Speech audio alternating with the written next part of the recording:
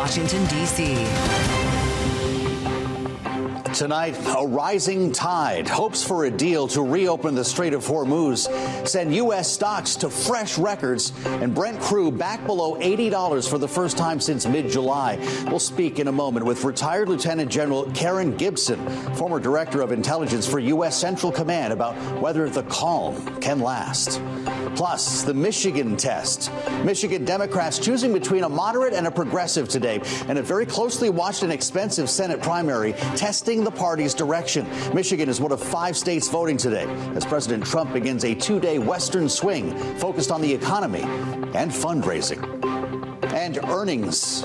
Liftoff. SpaceX topping revenue estimates in its first earnings report as a public company, but sharply higher capital spending clouding the results. That report coming just 2 days before more than 900 million shares become eligible for sale in the company's first major post-IPO unlock. From Bloomberg's Washington, D.C. studios to our TV and radio audiences worldwide, welcome to Balance of Power. Alongside Kaylee Lyons, I'm Joe Matthew.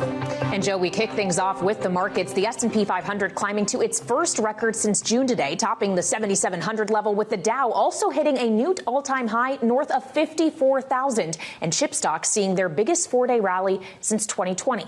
All of it driven in part by hopes that the U.S. and Iran could soon reach a deal to reopen the Strait of Hormuz, and that optimism also driving Brent crude below $80 a barrel.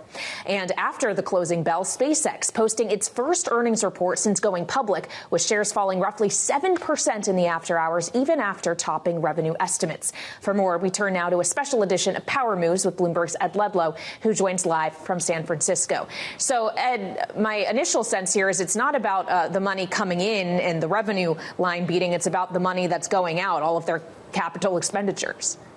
Yeah, spending is enormous for SpaceX still, and it's highly concentrated in the AI part of SpaceX's business, not the space or rocket part. So in the quarter, capital expenditures were $18.4 billion.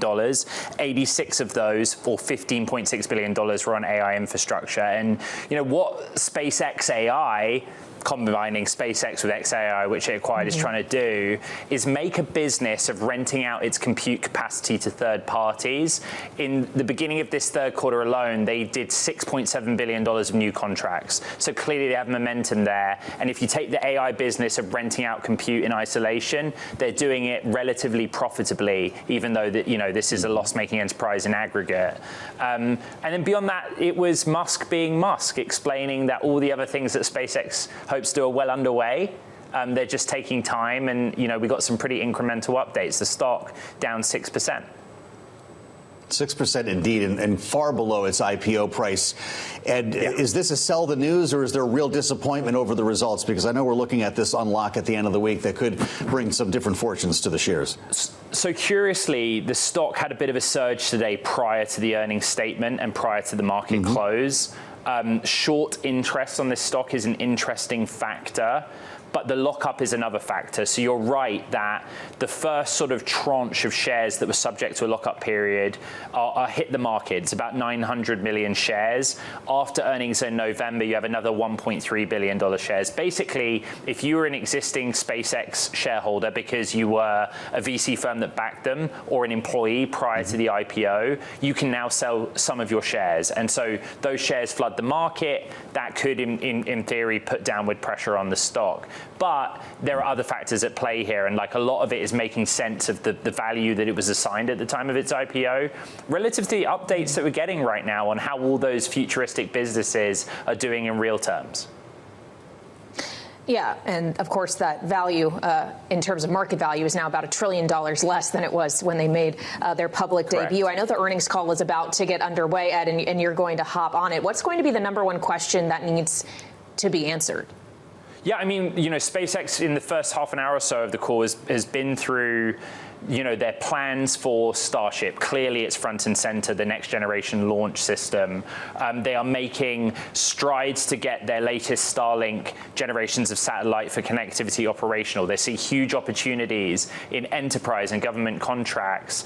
Probably the biggest operational update is that they have agreed to use NVIDIA compute in their space-based or orbital data centers. And what Elon Musk said is they looked at all the available compute architectures out there, basically which chip chips to use, and NVIDIA's were the best. So they went with NVIDIA, and NVIDIA has the exclusive deal for SpaceX's data centers that will be in space. And the piece of news is that they plan to launch them next year, but first test them on the ground. Again, unproven. Not yet happened, but it's it's a big part of the future business plan that SpaceX has outlined. You mentioned NVIDIA, and I've got to ask you quickly about AMD.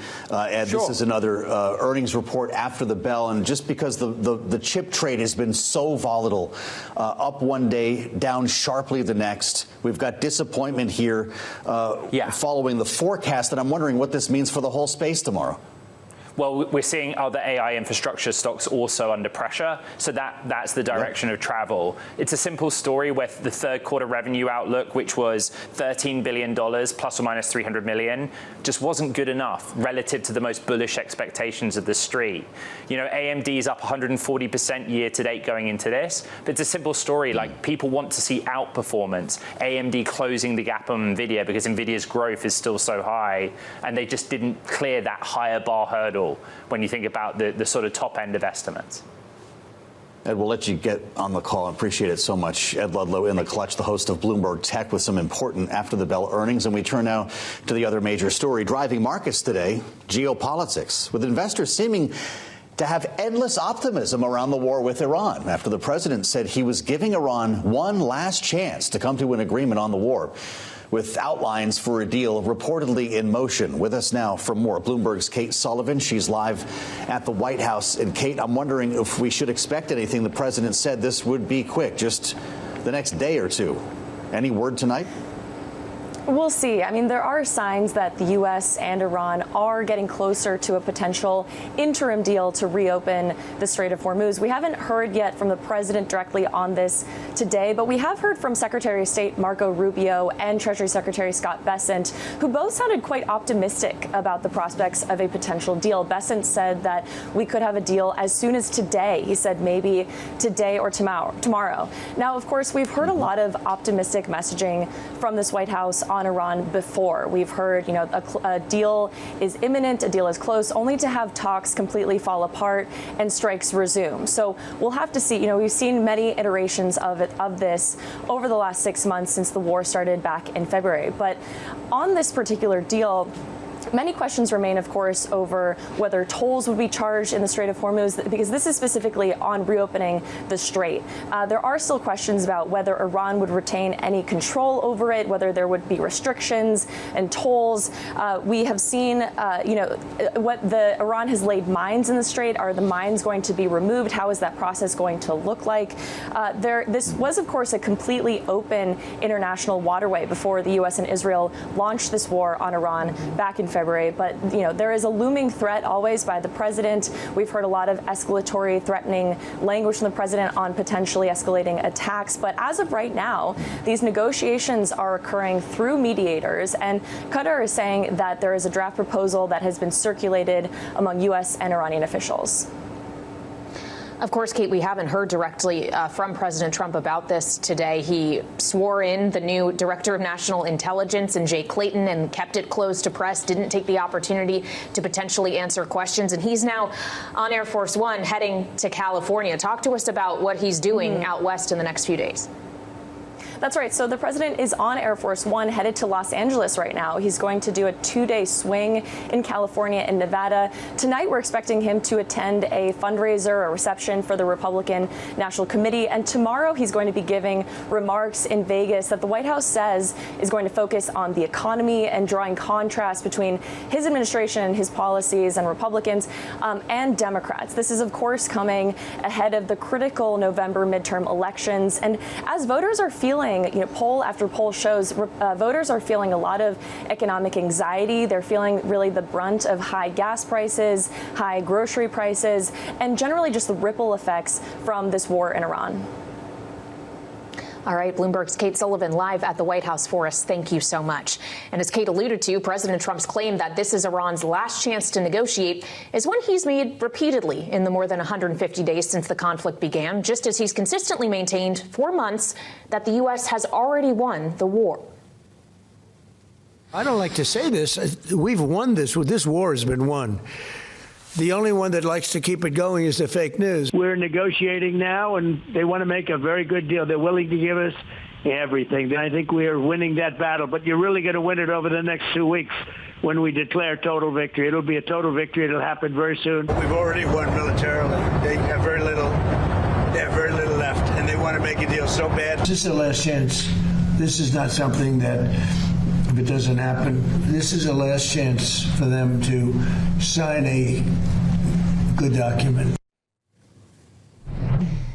And joining us now for more is retired Lieutenant General Karen Gibson, the former Director of Intelligence for U.S. Central Command, former Deputy Commanding General of U.S. Army Cyber Command, and an advisor at Academy Security's Geopolitical Intelligence Group. General, welcome to Balance of Power. It's good to have you. And while we do want to discuss Iran with you, we have some breaking news just crossing the terminal that you're also perfectly poised to weigh in on. OpenAI has disclosed that its models breached more boundaries in third-party cyber testing. 2 external testing partners identified incidents. This is separate from the Hugging Face incident that has already been reported, in which their models accessed the public internet. OpenAI saying here that their models breached testing boundaries, and they're going to be reviewing their own approach to third-party testing and reviewing third-party testing scope and safeguards. This is not just a one-time instance, it seems. Right. OpenAI is now saying this has happened repeatedly.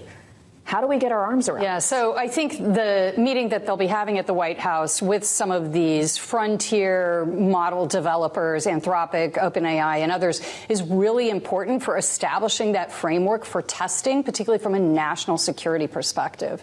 You know, over the weekend, there were reports, there's some ambiguity, but 7 to 12 states that have had water, critical infrastructure affected by cyber attacks, possibly by the Iranians. And while so far every breach that we're aware of has been one a U.S. company has its model has broken through and done something with very minimal human direction, that's absolutely not the kind of capability that we can afford to fall into nefarious hands. And so that'll be a really important meeting. I don't know if it's encouraging to you that we learned about this from the company itself. OpenAI is the source of this information. And it makes clear, just like the last time this happened with Hugging Face, Kayleigh, the new incidents involved models accessing the public internet during third-party cyber evaluations under specific conditions and reduced safeguard configurations that did not reflect ordinary deployment.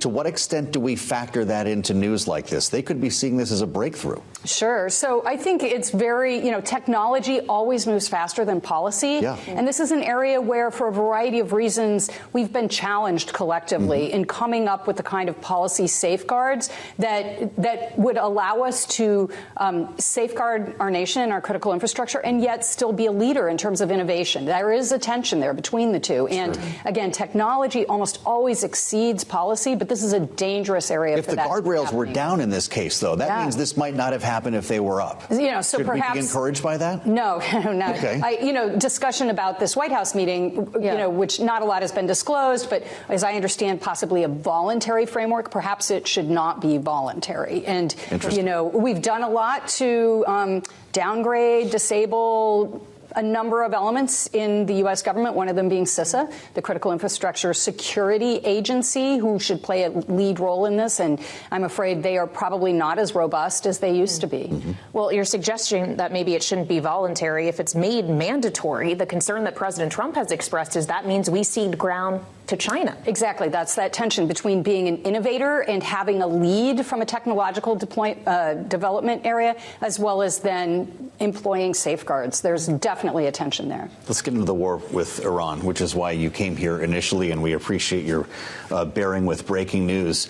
Kayleigh made the reference at the outset here that the president has made a routine of this, walking up to the line with very grave threats and then pulling back at the last minute. Some call it taco. The market calls it a reason to rally. The New York Post added these up to find that he has done this 13 times. As somebody who's actually worked in the highest ranks of our military, do you get a 14th? Well, I always temper my enthusiasm because there have been a lot of pronouncements that are made for things that don't come to pass or agreements that are made that aren't implemented. That's frankly not where I'm tracking my own, sources for developments in the Middle East. Yeah. And many times these agreements, even when they're struck, are much harder to implement than they are to say that we've reached a deal. So I think I am cautiously optimistic in terms of reopening the Strait. That doesn't mean it's going to open tomorrow or return to commercial normalcy in the near term, because there is so much work, as Kate just outlined, before I came on, so many things to consider. Demining, the specifics of what the administration of the Strait will look like, and commercial shippers and the companies that insure them will expect some trial runs, some demonstration of feasibility and safety before they are willing to send large numbers of vessels through. So, we're not going to see the Straits reopen per se tomorrow. Will a vessel go through? I'm sure that probably will, but I don't think we count that as open. Well, U.S. Central Command actually just posted on X that within the last 3 months, they've seen to it that 1,000 ships have been able to exit the Strait of Hormuz. Even if we are able to do that, it becomes a question of how long. Can the U.S. maintain this blockade, this support of commercial vessels indefinitely? Yeah. So there are two different things. The blockade is preventing vessels from, that's about putting the economic squeeze on Iran by preventing vessels from getting to their ports. Work that is done to open the Strait. U.S. Central Command, where I worked and, led their intelligence. Right. They've done a tremendous job of destroying a great deal of Iran's military capability, but they haven't eliminated it. And frankly, they will never eliminate entirely the ability to choke off the Strait, because the target of that strategically is commercial shippers. And it doesn't take much to shake their confidence as they weigh the potential for profit against a perception of risk. And all Iran has to do is elevate their perception of risk to impact the flow of ships. That's a very high bar for us to eliminate. Frankly, I would say impossible. The President talks a lot about our satellite capabilities. For instance, Pickaxe Mountain, we've been watching it. He says every day we can mow the lawn whenever we want to. I'm wondering to what extent we have on-the-ground intelligence in Iran, the extent to which we know what people are thinking and what the regime is doing. Do we have enough human assets to understand what's happening? Well, Joe, if I had details on our intelligence on the ground, I would not tell you, and I would not tell you on television. But I would say, I look at two things. One, we've already talked now about our ability to degrade their capability, but not to eliminate it. The other half of the coin, though, and this is what I actually find more bothersome, is there's no indication that we've moved the needle on Iran's strategic calculus, that we've done anything to truly impact the thinking of the men in charge, of the people who are calling the shots in Iran. And right now, that's actually the IRGC. Another reason for cautious optimism regarding negotiations for the Strait, positive movement or discussion, comments that come from diplomatic channels may not always match what happens in the security state in Iran, the IRGC, the ones who really, I think, are calling the shots and can be somewhat autonomous from the diplomats. Well, and is there a chance that the IRGC is looking at reports like the one that came out from Reuters today that the U.S. is running very low on key munitions and thinking we can outlast this? All along, Iran, I think, has believed that time is on their side. Is it, though? If we're running low on stockpiles? That time is on their side. So they believe that, their strategy is to survive, avoid capitulation, and make the war so politically and militarily, politically and economically intolerable for us that we back off. They think they have tremendous leverage in their ability to choke off the Strait of Hormuz, and that, again, time is on their side, and that we lack the tactical patience to see this through. I would add, it's not just about the Strait of Hormuz anymore.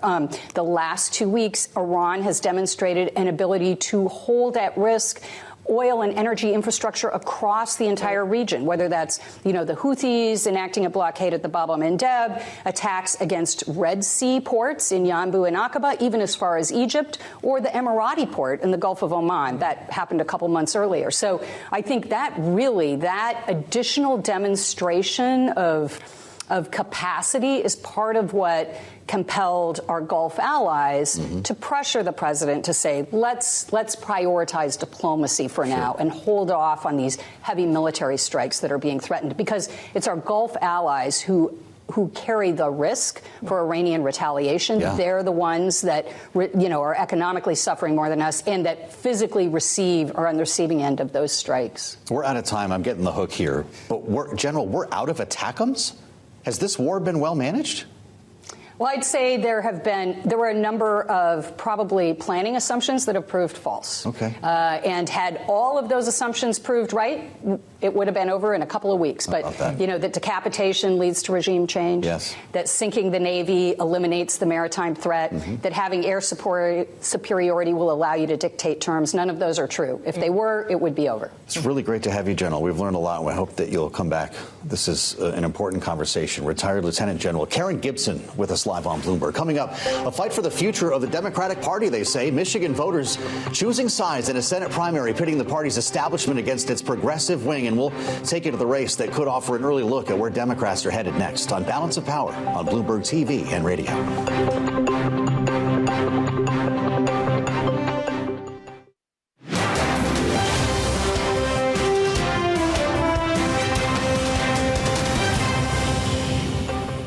It's Balance of Power on Bloomberg TV and radio. Alongside Kaylee Lyons, I'm Joe Matthew. With our eyes on Michigan, where voters have less than 4 hours to choose their Senate nominee in the Democratic primary, in a race there that has gained national attention as a key test, they tell us, for the future of the Democratic Party. Abdul El-Sayed taking on four-term Congresswoman Haley Stevens, no stranger to this broadcast. El-Sayed is looking to ride the recent wave of victories by progressive candidates, with recent public polling showing El-Sayed growing his lead over Stevens, while bettors on Polymarket give 98% to the progressive. Joining us now is Bloomberg's Nancy Cook. Our national political correspondent's been all over this race. It's great to see you. We're finally here. $56 million spent in trying to boost the establishment, Haley Stevens, for whom many thought this would be a layup. Is this a losing night for her? Well, so, I never say never. Mm-hmm. However, polling today really showed that El-Sayed has a big lead and, he could win by potentially double digits. Wow. This has been sort of the most competitive Senate primary, or really just the most competitive Senate or Democratic primary this season. And it's really pitted, the progressive wing of the party, Elizabeth Warren, Senator Bernie Sanders, against the moderate wing. I'm thinking of, pro-Israel group, Chuck Schumer. It's really been it's encapsulated the civil war that has dominated the Democratic Party this spring. And tonight will be the culmination of that. Yep. And Republicans likely want to see El-Sayed win, right? Republicans absolutely would love to run against El-Sayed. You have to remember that they are running Mike Rogers, who is a former House member. He lost a Senate race to Alyssa Slotkin by about 20,000 votes, during the last election. He has great national security credentials. He's viewed as kind of a moderate, a Republican before Trumpism really hit the party. He's very popular in Michigan, so he will be a formidable opponent, regardless of who wins tonight. We've only got about 30 seconds, Nancy. Do you buy this narrative that's showing up in media around the country that this is the battle, crystallizes the battle from within the Democratic Party trying to find its identity? Well, I think that it's a really key swing state, and I think that it's going to be important to see because it will help us take the temperature of the party both for the midterms, but also looking ahead to the 2028 presidential race. Mm-hmm. Yeah, Michigan is not New York. No. For example, where we have Mamdani, and of course saw those House primary victories for some socialists as well. Bloomberg's Nancy Cook, thank you so much as always for your reporting. And still ahead, the lawmaker now refusing calls to step aside following domestic abuse allegations, and much more on the fight for the Senate in today's Michigan primary. Ahead on Balance of Power on Bloomberg TV and radio.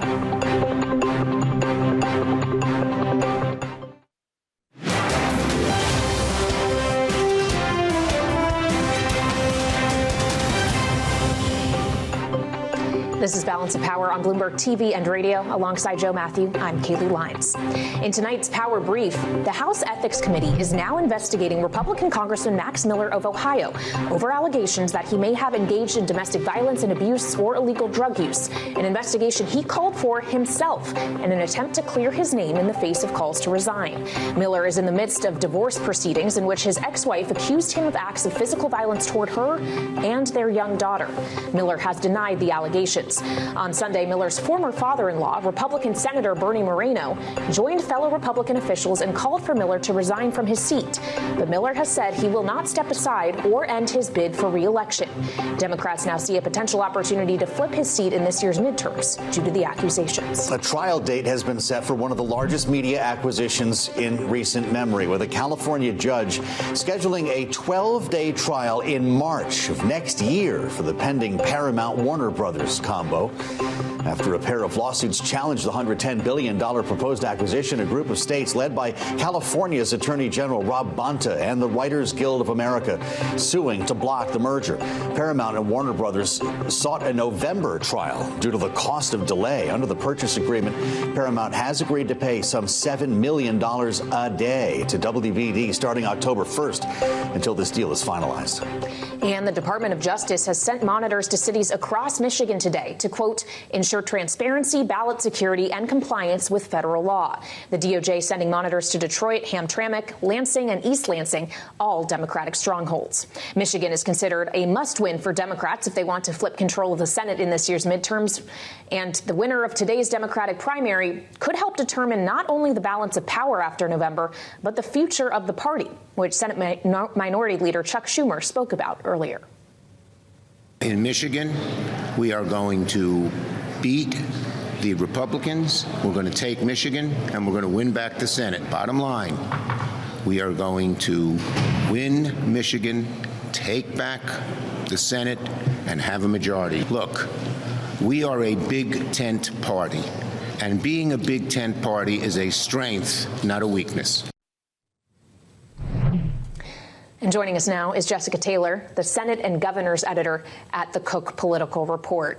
So, Jessica, we can talk about the direction of the Democratic Party, but first and foremost, how do you expect this race to go down when it's ultimately called? At this point, it would be a surprise if Haley Stevens were to pull it out. I'm not saying that there's no path for her. Certainly polls have been off before. If there's very heavy African-American turnout, there is a path for her. But we've been seeing these past few weeks that the momentum and polling clearly shows that it's Abdul al-Sayed that has the energy behind him. And I think it really does speak to, as you all were talking about earlier, it's the direction of the party. I think that people want people who are going to stand up to the leaders of the party. Haley Stevens has been very allied with people like Chuck Schumer and with AIPAC on her votes for Israel. And I think that's just really becoming a dividing line in the party. But this represents a real test of whether that approach can work in a general election in a swing state, because this is not New York City. This is not a liberal enclave like Denver. This is one of the swingiest states in the country that in 2024 split and voted for a more moderate Democrat for Senate and Alyssa Slotkin, but also still voted for Donald Trump for president. And so this is a tough state for Democrats to have to defend. And as much as they are going on offense in places that are unexpected, like Texas and Iowa, this is still a state that they have to keep in their column. Well, so Jessica, is this a night then that we decide whether this is a national trend, or will the analysis point us back to specific issues in this race, whether it's candidate quality, anti-incumbency, anger at AIPAC? At what point do we connect the dots from coast to coast? I think that it will be a real dividing line tonight, Will, because this has been the highest profile fight, and it's not happening. It's happening in America's heartland. I think that this really tells, because Michigan, if you look back, they have elected more moderate senators like Alyssa Slotkin, like Gary Peters, Debbie Stabenow, that was there for decades. It's been sort of more middle of the road establishment people. But I think that August is going to tell us whether this trend continues or not. You have Minnesota next week, where you have the more progressive Lieutenant Governor Peggy Flanagan up against the more centrist Congresswoman Angie Craig. That's not as competitive of a seat, but it's still one that we are watching. And then you have the Wisconsin governor's race. To be clear, neither Flanagan nor al-Sayed identify as a Democratic socialist, but Francesca Hong in Wisconsin next week does identify as a member of the DSA, and she has not had some of the candidate skills that Abdul al-Sayed has had in communicating. And this is a real race race for governor in another very quintessential swing state that could be put more on the board. You see the incumbent governor, Tony Evers, backing a candidate in Milwaukee County Executive David Crowley, who just got back in the race to try to stop Hong. Whether that is too little, too late, we will see. But I think August is going to tell us a lot about the direction of the Democratic Party. And I think a lot of it stems from President Trump, that they see that he has sort of upended his party for the past decade. And I think Democrats are kind of coming to this reckoning that, you know, you told us someone like Joe Biden was going to stop Trump. And if we went sort of with this middle of the road tested establishment figure, and Donald Trump is back in the White House, and you have really people within the party that are energized to come out in November, but they're energized, I think, if you have people like Abdul al-Sayed on the ballot. At least that's the argument that their campaigns are making. Well, and on that notion of energy, Jessica, if al-Sayed is capturing that kind of energy, should we consider it a foregone conclusion that Mike Rogers is going to have an easier time running against him than he would Haley Stevens? I think it's a real test. I mean, you still have swing voters in Michigan. You have more swing voters than you have in Manhattan or Brooklyn. So it's still a real test. I think that national Democrats are right to feel more comforted if it were someone like Haley Stevens, because this has been a tried and true approach. And al-Sayed has got to prove that he can bring out lower propensity younger voters. But if that's happening, then I think there is something that is changing within sort of the politics of how this moves. Again, I think that Democrats will have to spend more money here if it's al-Sayed to keep those more swing voters in their camp. But if they are able to bring out newer voters that we typically don't see come out in a midterm environment, that could change the calculus. You know, I think this seat, just because of the environment, is competitive with al-Sayed still. But it's certainly a new type of test that we have not seen. You know, it reminds me, though, of 2010 in many ways, where you saw Tea Party candidates upset establishments. Candidates, and some of those candidates proved to be weaker candidates. We'll see what Abdul al-Sayed, because Republicans lost winnable races, and notably, even as they flipped the House in 2010, they did not flip the Senate. So does a state like Michigan, is this a backstop perhaps for Republicans? I will say there are some Republicans that are worried about sort of the fundraising that Mike Rogers is putting out. They want to see him do better, and perhaps if this race moves to the top of the competitive list with al-Sayed, you could see more Republican dollars flowing there. But it's still a really critical element of both sides, in Republicans keeping the Senate and then Democrats taking it back. What do you make of this new poll, Jessica, from Reuters Ipsos today? Pretty remarkable. It took 10 years for Democrats to turn this around, chosen over Republicans, albeit by 1 percentage point, as who are better stewards of the economy. It's been since 2017 that a majority went with the D's on this one. In this case, 37% registered voters, 36% picked the Republican Party. It's within the margin here. 27% said they were not sure. But I'm wondering if we can call this a trend line, who that helps, and if it's not al-Sayed. I mean, it helps Democrats. Al-Sayed talks about putting money in your pocket. And I think that he has really doubled down on an economic message in a way that I think some other more DSA-aligned candidates like Francesca Hong have been struggling to do in recent days, and have gotten tripped up on more cultural issues. I think that Mamdani we see him, he's a very gifted communicator. He was able to dial down on affordability concerns, and I think al-Sayed has been able to do the same thing. But, this was supposed to be Trump's superpower that he was bringing back to the White House, was to be able to turn the economy around. And we see that we've been tracking at the Cook Political Report his economic approval rating, and that has been dropping very steadily, especially with the war in Iran. Voters are connecting the war in Iran to affordability, to gas prices, to prices being higher, and tariffs. It all rolls into the affordability question. And finally, Jessica, we have some breaking news from the office of Senator Susan Collins of Maine, who has just put out a statement saying that she will be voting against the nomination of Todd Blanche to serve as the next Attorney General. She says, while she believes Mr. Blanche is a capable lawyer, the Department of Justice has become increasingly political. He has taken several actions that have further eroded the department's independence, and that is the basis for my vote to oppose his confirmation. Is that political necessity for her in a state like Maine? I think when you look at where Trump's approval ratings are in a state that he lost very, easily in 2024.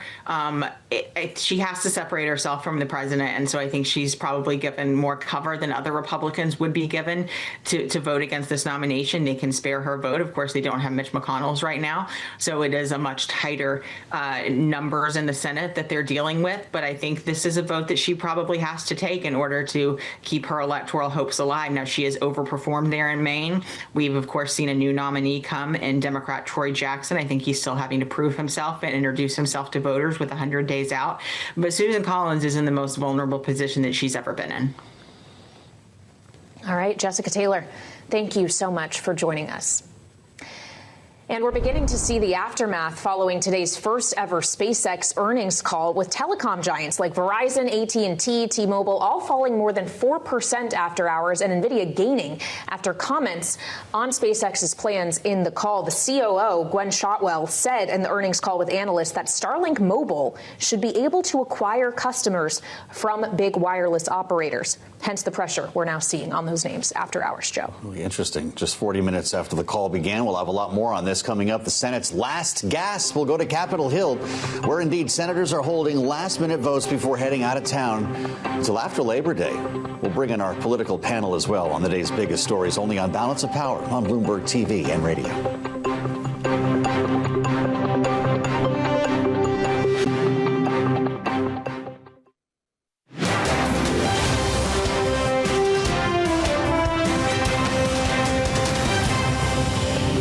The bottom line is nobody is clean here.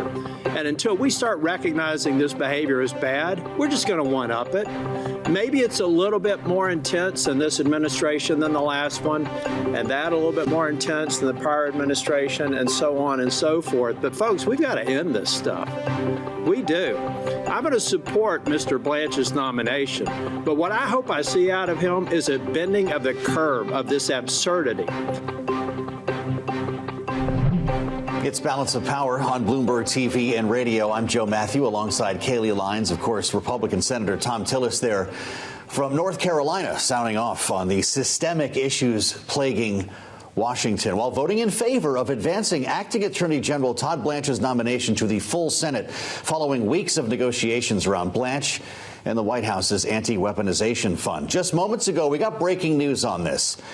A big no vote against Blanche from Republican Senator Susan Collins of Maine in a re-election battle, of course, of her own. For more on that, in the final hours of action in the Senate tonight, we're joined by Bloomberg's Erik Wasson, live on Capitol Hill. Erik, it's great to have you. Are we surprised by this news from Susan Collins? I know she was on a short list of senators to watch, and by my count, they can only lose 2.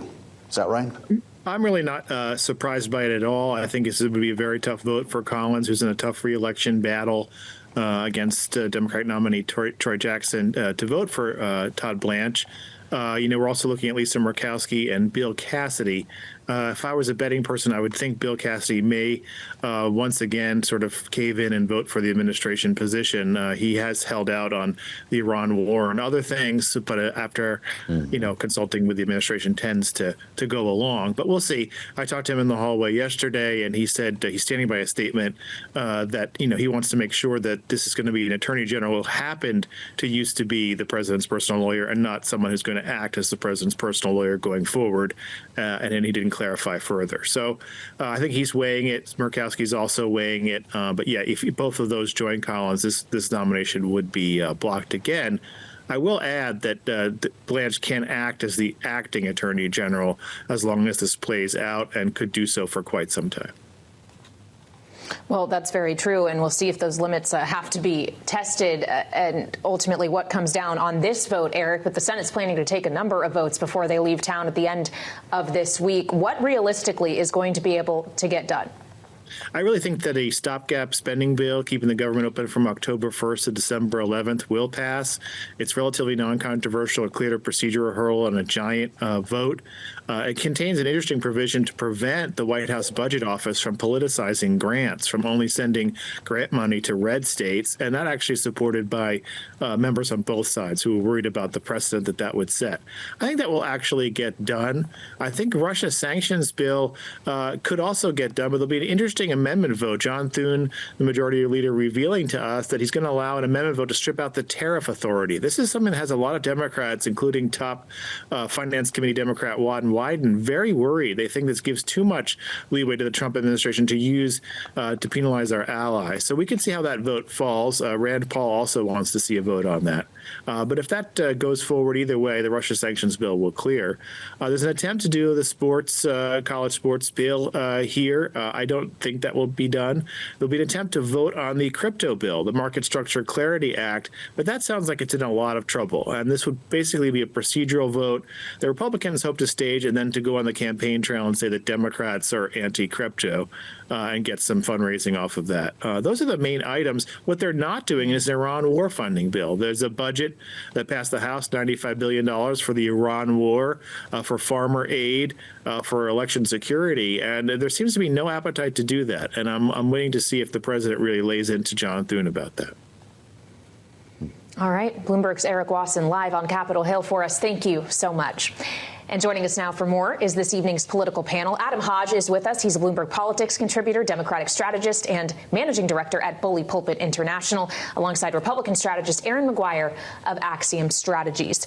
Welcome to you both. Aaron, as the Republican here, we know Susan Collins is not going to vote to confirm Todd Blanche. And I wonder if you would expect that a couple other Republicans would be willing to break ranks here. I imagine, to Erik's reporting there, that you could see Senator Cassidy come over and be a yes on this. You could see Senator Murkowski as well. And that's enough for them in the long run to be able to pass this. But also, to Erik's point, they could keep Todd Blanche on as acting attorney general in perpetuity through the end of the term. They just have to keep renominating him. And at that point, yes, Susan Collins was able to take the political victory she needed to. Also, she is an independent vote. Yes, I'm sure a bit of that might have had campaign calculus, but I would put that more at 98% Susan Collins with being Susan Collins. Okay, well, you know how this stuff works. You're no stranger to Washington, Adam. Some lawmakers will cover each other for one who might be in a sensitive race. This is done, though, right? Todd Blanche will be confirmed as the next attorney general. Absolutely, and like no surprise, Susan Collins is trying to cover her political. Even though the anti-weaponization fund could come back. Yeah, but look, I said this last week. Like, Republicans always eventually come home and do what Daddy tells them to do. Like, if the president wants Todd Blanche as his nominee, he's going to get him. I didn't believe that John Cornyn and Tom Tillis will ultimately vote against this nominee. And the deal that they supposedly got is not even worth the paper it's written on. But let's remember, RFK Jr. promised he was going to do nothing to support vaccines, to erode support for vaccines. He got on the door. He eliminated support for vaccines. Brett Kavanaugh, as Susan Collins knows, told him to her face, he's going to stand up, and that Roe was settled law. First chance he got, he voted against it. So this is what the Republicans do time and again. No surprise, that's what's going to happen this week. Well, Senator Cory Booker spoke to some of what you were just saying, Adam, in the markup in the Judiciary Committee today, basically suggesting that Cornyn and Tillis didn't get much for their holdouts here. Listen. This is all hat and no cattle. It's hard for me to say this as a plant-based guy, but where's the beef? Where's the beef? This is ridiculous. We got nothing, no guarantees whatsoever that this slush fund still can't go forward. We got nothing that the President of the United States can't cheat on his taxes and have no accountability. Dear God, folks. This is so ridiculous that we are sitting back here and allowing this to happen. Aaron, did Tillis and Cornyn really not get much at all with this entire process? No, they got what they wanted. They got the exact thing they asked for. They went into negotiations and wanted something signed by Todd Blanche, and they got it. Cory Booker there, someone's trying out for 2028 pretty early, and didn't that feel like another attempt at a Spartacus moment? As he's sitting there lambasting President Trump about cheating on his taxes, the president's never been convicted of tax fraud in his entire life. So the senator should be careful of the words he's using when he's talking about the president in committee. Blanche went into negotiations with Cornyn and Tillerson. They said that he was negotiating in good faith to sign about the slush fund. He did. Cory Booker might not like that deal, but the two gentlemen who are in the majority and who were able to get the nomination out of committee did. So Cory's grandstanding is just a pathetic attempt at a 28 audition. Wow, I thought he was giving James Talarico cover with the plant-based reference there. I mean, vegans can be tough guys too. Not that Talarico was. But okay, we're not only talking about Todd Blanche. You know who was sworn in today was Jay Clayton, who upset a lot of people when he wouldn't say who won the 2020 election in his confirmation hearing. But as a Democrat, is this an upgrade from Bill Pulte, who apparently is going to remain to some capacity with the admin? I mean, but Bill Pulte's a political hack. He's been that since the day he got in run FHFA. He did that around some of the Fannie Freddie stuff, some of the housing policy stuff. He'll do whatever the president tells him to do. So is Jay Clayton an upgrade? Yeah.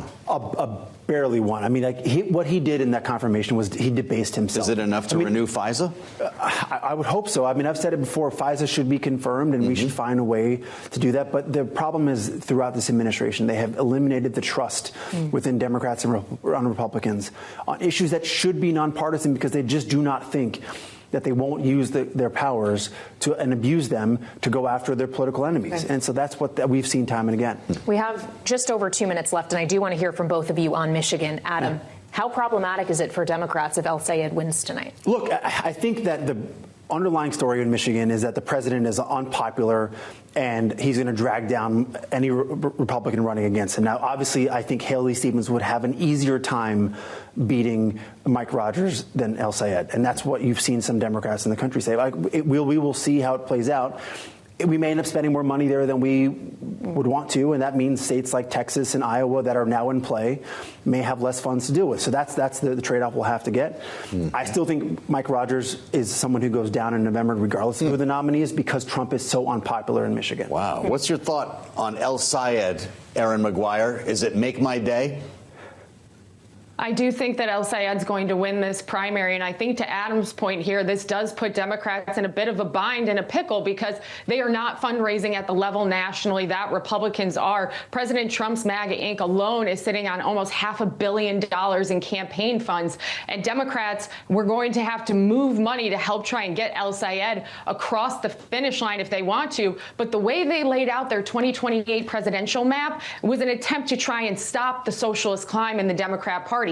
So I'm going to be curious how much oxygen or money national Democrats actually give El-Sayed in their attempt to stave off the socialist rise. We're out of time, Aaron, but just quickly, you mentioned all that money in the MAGA Inc. PAC. When do you expect the president's going to start spending it? Goodness, I hope right now, immediately right now. Let's get some reservations on the board and get some of that money out the door for these good Republicans. Absolutely. Let's do it immediately, but I hope before Labor Day. I think he's saving it for his library. The library, not for a campaign. Trump has never helped and bailed out Republicans in midterms. He's the king of earned media, I thought. Yeah, earned media, sure. He's going to That's not put true. that library He has money spent to on good ads use. before. That's not true. They've spent on ads and ground and lit before. He has spent money out of MAGA Inc. on campaigns and competitive races before. That's not true to say. This needs to be continued. Let's do it. Adam and Aaron, great panel. Thank you both for being with us here. We're going to be learning a lot tonight, apparently, about the future of the Democratic Party, and we invite you to check out the Washington edition newsletter to get ready for the results. You can find it on the terminal and online. And, of course, once we have the results in hand, we'll have more analysis for you on tomorrow's edition of Balance of Power. Alongside Joe Matthew, I'm Kaylee Lines on Bloomberg TV and Radio.